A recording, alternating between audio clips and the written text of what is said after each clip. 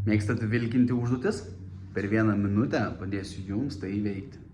Esmė tame, kad kai mes vilkiname užduotis, kai mes neįvykdome savo pažadų savo ir negalvokite, aš tikrai netobulas, aš labai daugybę kartų nuvyliau save, nuvyliau man brangių žmonės, nuvyliau tuos, kurie manimi patikėjo dėl to, kad aš nemokėjau pažinti savęs, nemokėjau dirbti su savimi, nemokėjau prisimti atsakomybės.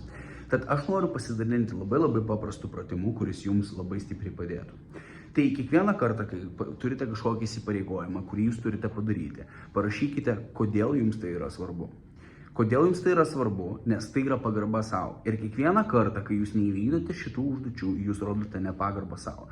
Esmė, kad jūs nebevilkintumėte, yra pradėti mylėti save.